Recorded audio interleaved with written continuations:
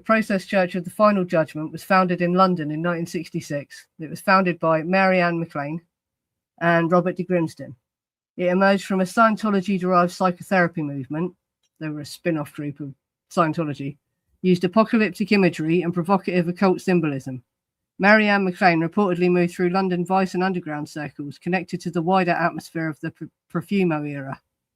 So that she was the Profumo scandal, connected MPs to prostitution, profiting from prostitution as well. He wasn't only using them, he profited from them. And she was supposed to be somehow involved in that circle of sex workers, basically. And process chapters existed in America by 1967 and 69. Became linked to Manson through speculation in early editions of The Family and later Ultimate Evil by Maury Terry. And there were other sources that linked them as well. But there is an FBI the FBI investigated the group. There is actually a 153-page FBI file on them. And the police did investigate them as well. There's evidence the police did actually investigate them around the Manson murders. But there is no court-proven homicide or violent crime directly tied to the Process Church as an organisation. The Process Church emerged from the same unstable cultural atmosphere of scandal, underground sexuality, alternative spirituality, and collapsing institutional trust that defined parts of the 1960s. An important clarification, this is not a defence of the Process Church. Survivor accounts describe coercive and damaging behaviour within the movement, but that is different from proving involvement in the Manson murders. Problematic cult, yes. Proven murder cult, no. These are not the same thing. So like I say, when I'm telling you this, I'm just saying they were not really trying to raise an unholy army of serial killers. I'm not trying to say they were not problematic in any way, but they weren't as bad as Maury Terry and co made out, basically. The real problems inside the process. Survivor testimony describes coercive sexual pairings, domination by leadership, humiliation, emotional abuse, instability within later sects. Later accounts from children raised in the movement describe neglect and emotional coldness. These survivor accounts matter and shouldn't be dismissed, but they are not the same thing as proven ritual murder claims.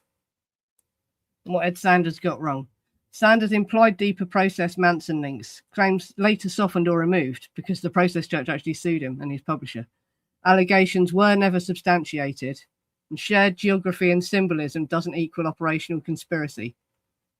The Process Church genuinely overlapped with occult and counterculture spaces, but overlap is not evidence of directing the murders. They did interview Charles Manson. They also interviewed Jimmy Savile and many other people, some also controversial. So, yeah, and Sanders basically, yes, I did go and I read through what he said, and he really doesn't show a solid link, basically. And the police did investigate this because there are some obvious parallels between the Manson family and the Process Church, but they obviously never found anything. And the FBI, there is an FBI file on them. I've shared that in my Facebook group. I'll post it on the community tab of YouTube as well for people that don't use Facebook. Right. Underground magazines deliberately pushed boundaries. Shock value became part of countercultural identity.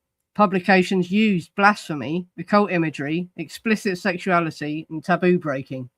Even mainstream underground figures crossed lines that remain shocking today, including, again, all those magazines I said, The Realist, Oz, Fuck You, a Magazine of the Arts, and the Process publications. The Process Church did not emerge in isolation. The entire underground culture increasingly rewarded transgression and the rejection of limits. So as I say, when I look at the Process Church stuff, because I had reason to have to trawl through The Realist and Oz, I was trying to find all the mentions of the Charles Manson articles. So I've looked at a lot of these magazines from the time. And if you compare the Process Church magazines to it, it's not that different, really. There's just a slightly more religious overtone to it. But honestly, it's very similar to other stuff that was coming out at the time. It's not, as extreme as it looks if you put it in the context of the time.